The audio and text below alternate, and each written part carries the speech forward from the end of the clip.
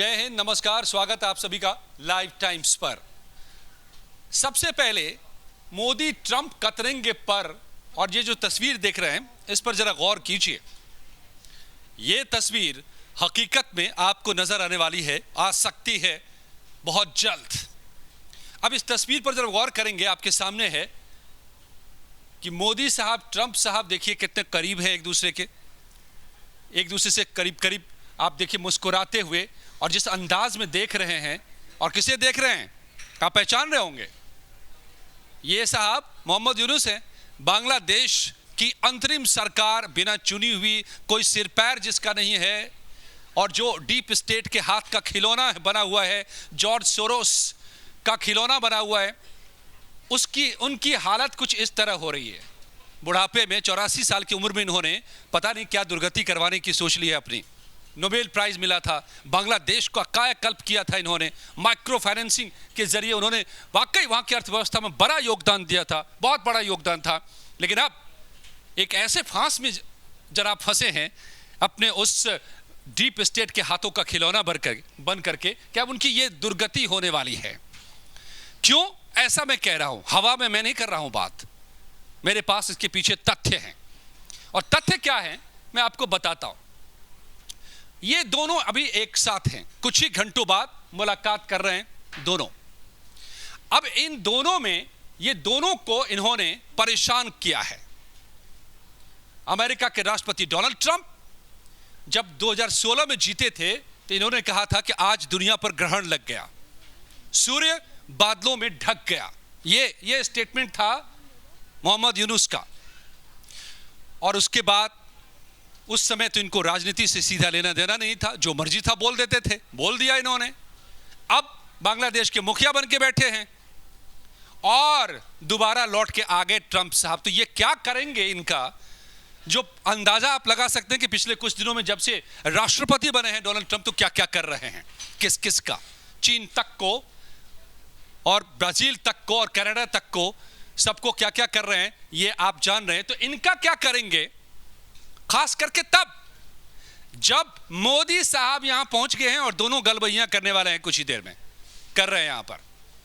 तो दोनों मिलकर के अब मोदी साहब के खिलाफ क्या कर रहे हैं ये साहब, दो दुश्मन इनके एक साथ मिल गए हैं और इन्होंने जानबूझकर दोनों को दुश्मन बनाया है, दोनों को दुश्मन बनाया है मोहम्मद यूनुस ने। और इस वक्त की जो अंतरिम सरकार बांग्लादेश में है, उसने दोनों को दुश्मन बनाया है, क्योंकि वो सरकार असल में इन दोनों के दुश्मनों ने इस सरकार को बनाया है। डीप स्टेट ने, जॉर्ज सोरोस ने, जिस सब पर ताला लगा दिया है अब डोनाल्ड ट्रंप साहब ने।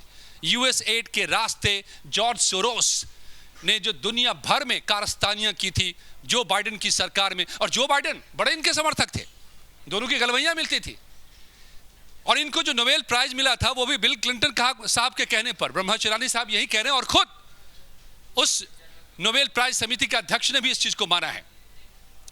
तो मामला यह है, ये पर कतरने का मामला। आप समझिए कि ये हमेशा से गाली देते रहे हैं ट्रंप साहब को। अब ट्रंप साहब सत्ता में हैं और ये भी सत्ता में हैं बांग्लादेश में। चुनाव के दौरान ट्रंप साहब ने कहा था कि मेरी सरकार होती तो बांग्लादेश में हिंदुओं के खिलाफ हिंसा नहीं होती, बराबर आपने सुना था। अब इनको तो बहुत दिनों तक बहुत कुछ सुनाया है, कहा है दुनिया के मंचों पर ट्रंप साहब को, यूनुस साहब ने। जब वो सत्ता में हैं और तब पहुंचे हैं मोदी। अब मोदी साहब के खिलाफ, यानी कि भारत के खिलाफ, ये क्या क्या कर रहे हैं, तो भारत के खिलाफ पाकिस्तान में आतंक का गढ़ पैदा कर रहे हैं। भारत के दुश्मन जॉर्ज सोरोस और एलेक्स सोरोस की ये मेजबानी कर रहे हैं। उन्हीं के कहने, उन्हीं की ताकत, उन्हीं की पैसे से आंदोलन खड़ा करके बांग्लादेश में तख्ता पलट करवाया है। और पाकिस्तान की आर्मी से अपनी आर्मी की ट्रेनिंग दिलवा रहे हैं।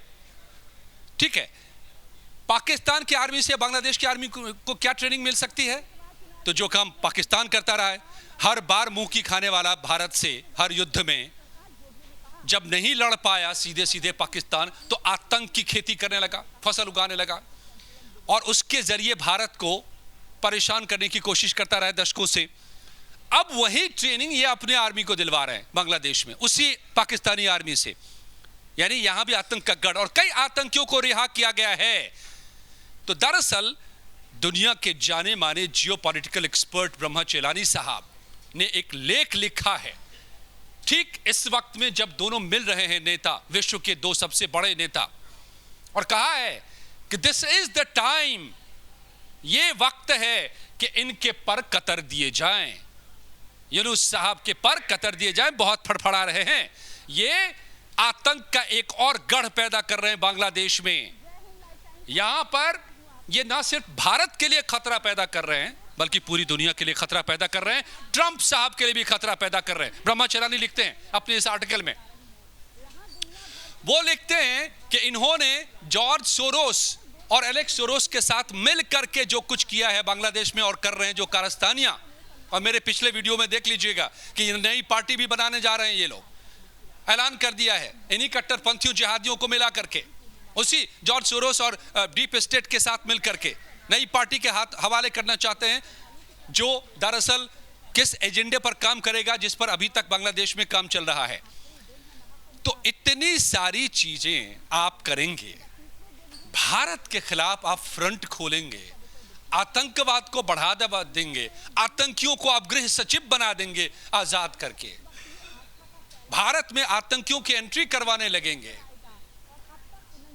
और ट्रंप साहब को आप गाली देंगे, ग्रहण बताएंगे दुनिया पर, और उनके दुश्मनों के साथ मिलकर के साजिशें करेंगे, तो अब लीजिए, अब झेलिए, संभालिए अपने आप को। ये जो चेहरे पर भाव है ना, यकीन मानिए कि मोदी साहब जब यूएस में हैं, दोनों नेता मिल रहे हैं, तो यही भाव लेकर बैठे हैं अपने घर में। मोहम्मद यूनुस, यही एक्सप्रेशन इनका है अब, और यही हाल होने वाला है बहुत जल्द, क्योंकि ये आतंकवाद से पूरी दुनिया लड़ रहा है, अमेरिका से लेकर हिंदुस्तान तक, और उस आतंकवाद को खत्म करने के लिए पूरी दुनिया एकजुट है। लेकिन ये पूरे बांग्लादेश को आतंकवाद की फैक्ट्री बनाना चाह रहे हैं मोहम्मद यूनुस और इनकी ये सरकार और इनके चट्टे बट्टे वो नाहिद हसन और तमाम लोग।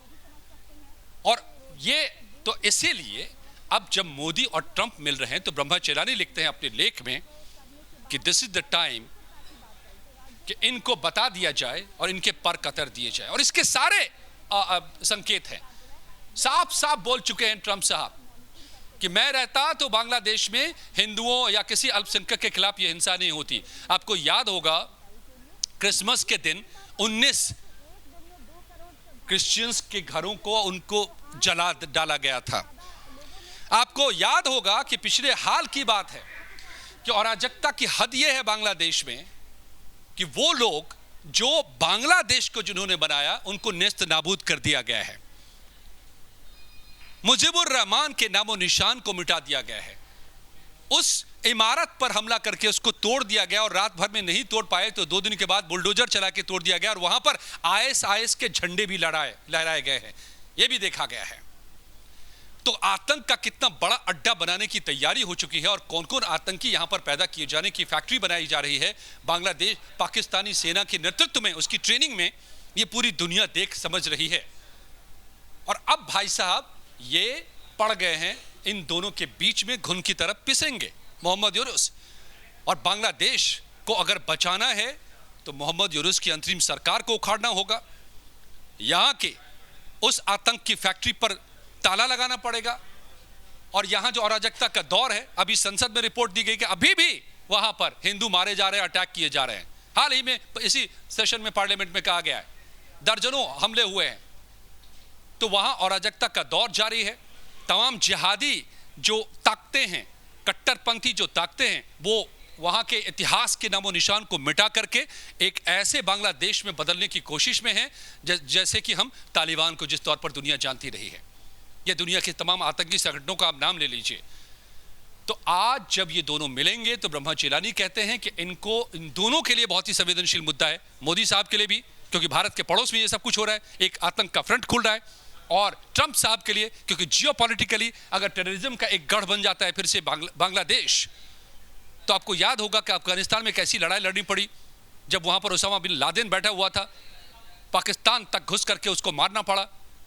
तो अमेरिका की लड़ाई अलग रही है, जो बाइडेन साहब ये सब कुछ करते रहे हैं, ब्रह्मा चेलानी लिखते हैं, उनके दौर में उनका समर्थन हासिल था यूनुस साहब को, और यूनुस साहब के इस तमाम प्रोपेगेंडा को, लेकिन अब ऑपोजिशन इनकी ऑपोजिट ट्रंप साहब की सरकार आ गई है, तो ये वक्त सही है और दोनों के लिए एक ही चुनौती है, एक समान चुनौती है बांग्लादेश इस वक्त। तो दोनों यकीन मानिए कि अब जब मिलने जा रहे हैं तो उस वक्त ब्रह्मचर्यानी लिखते हैं कि दोनों को मिलकर तय कर लेना होगा कि बांग्लादेश से इस आतंकी ताकतों को, कट्टरपंथी ताकतों को, जिहादी ताकतों को, डीप स्टेट वाली ताकतों को और एंटी ह्यूमन मानवता के दुश्मनों को उखाड़ फेंकना होगा।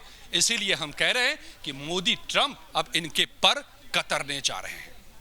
आपको लगता है कि नहीं, ऐसा होना चाहिए कि नहीं है? आपको क्या लगता है? अगर लगता है तो लिख डालिए ना कमेंट्स में, बताइए ना आप क्या सोच रहे हैं जो यहाँ पर जो कुछ चल रहा है, और हमें यह भी बताइए कि आप क्या यहाँ के किन पहलुओं के बारे में आपके मन में सवाल हैं। लिखिए, हम उसके जवाब तलाशेंगे और आप तक लाएंगे। वीडियो पसंद आई हो तो लाइक कीजिए, शेयर कीजिए, सब्सक्राइब कीजिए चैनल को। धन्यवाद।